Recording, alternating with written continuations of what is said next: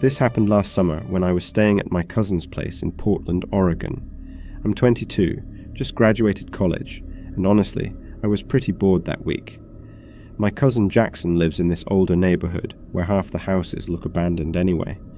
There was this one house 2 blocks over that everyone talked about. Boarded up windows, overgrown yard, you know the type. Kids would dare each other to touch the front door, stupid stuff. But Jackson bet me $50 I wouldn't go inside after dark. The thing is, those boards weren't even nailed down properly. Just pushed against the windows like someone was pretending to secure the place. I went around 10 p.m. with just my phone flashlight. The front board moved easy, and I squeezed through into what used to be a living room. That's when I smelled it. Not mold or dust like you'd expect. It smelled like someone had been living there recently. There was this damp mattress against one wall, cigarette butts stuffed in an old Pepsi can, and a coffee cup sitting on this crooked TV tray. The coffee cup still had liquid in it. I kept moving through the rooms, because honestly, I needed that $50. In the kitchen I found something really weird. Someone had taped grocery receipts to the wall in this perfect grid pattern, dozens of them, all from different stores around Portland, Safeway, Fred Meyer, 7-Eleven. But the weird part was how certain street corners were circled in red pen on every receipt. Same intersections over and over.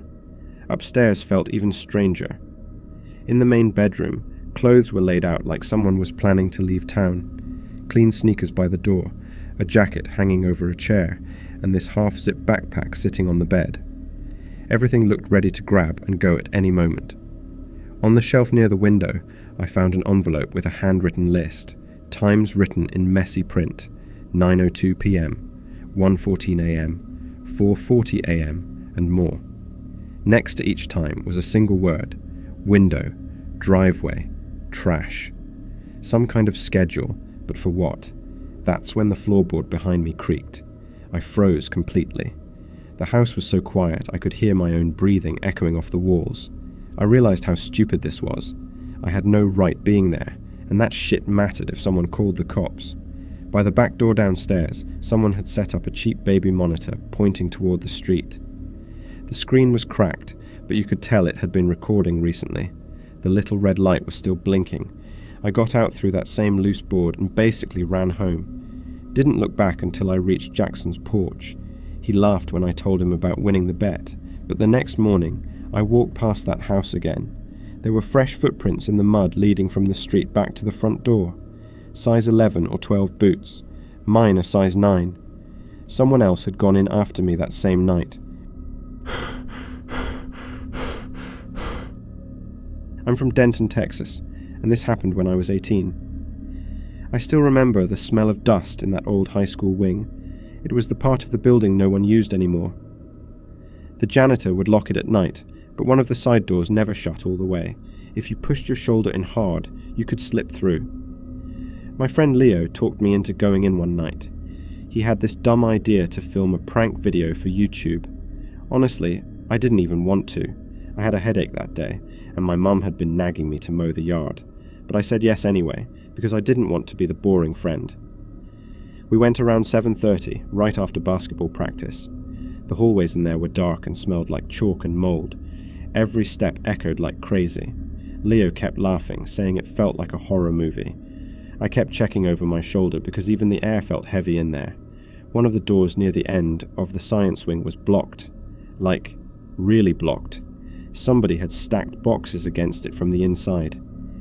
Leo forced it open just enough for us to squeeze in. The first thing I noticed was the chalkboard. It still had notes on it, like a teacher had just left, but the desks were moved weird, not in rows. Then I saw the blanket in the corner, a cooler next to it. On the teacher's desk, there was a notebook.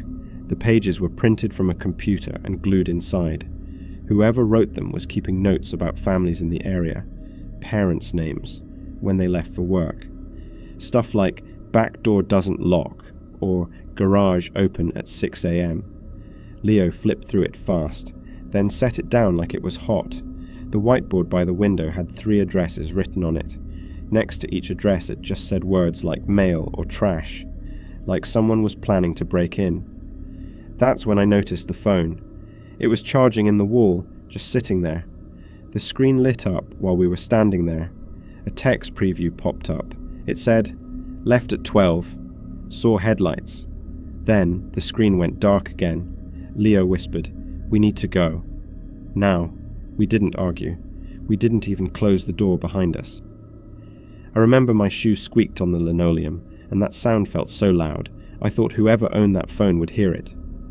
We got out without running, but the whole night I kept checking outside my window like some guy was going to show up. The next afternoon, I saw a police notice taped to the main office door. It said the old wing was closed for investigation. Teachers were talking about a trapdoor found in the crawl space. Here's the part I can't stop thinking about. The classroom window, the one near the whiteboard, had a handprint on the inside. Not dirt, not greasy. Just this clear pressed outline of a glove. It wasn't there when we first looked around. I try not to overthink it, but sometimes when I drive past the school, I imagine someone still down there, just waiting for kids dumb enough to sneak in again. This happened back when I was 15, living in Sacramento with my buddy Ezra. We were those stupid kids who thought we were tough, you know? Always looking for something crazy to do on weekends. There was this old county hospital on the east side of town that got shut down maybe 10 years before. Big fence around it, but honestly, the chain link was pretty beat up. You could see where people had been cutting holes and stuff. The no trespassing signs were all faded and some were just hanging by one corner. Me and Ezra were riding our bikes past it one Saturday when he dared me to go inside. I called him Chicken first, so we both had to do it. That's just how it worked back then. We found a spot where the fence was sagging real bad. Climbed right through, no problem. The building looked way bigger up close. Windows were boarded up or just broken out completely. Inside smelled weird, like that hospital smell mixed with dust and something else I couldn't figure out. Our shoes made these loud echoes on the old linoleum floors.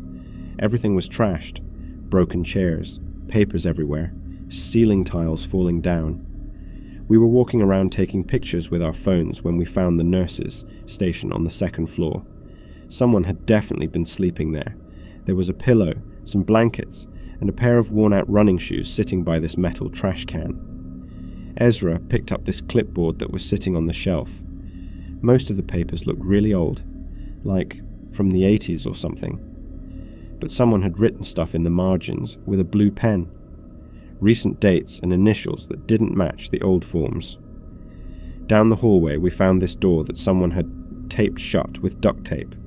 On the door frame, scratched into the paint, it said, "Don't take the stairs, use back," like someone was leaving directions for other people. The cardiology ward was the weirdest part. It was full of tarps and shopping bags, like someone had made a storage room out of it.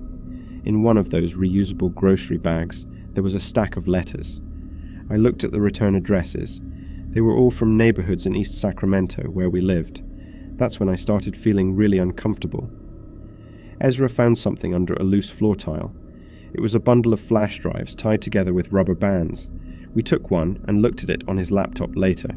The footage was from some cheap camera, just someone watching a house for hours. You could see a family coming and going, kids getting on the school bus, mum leaving for work. The timestamp showed it was recorded over a whole month. We got the hell out of there pretty quick after that.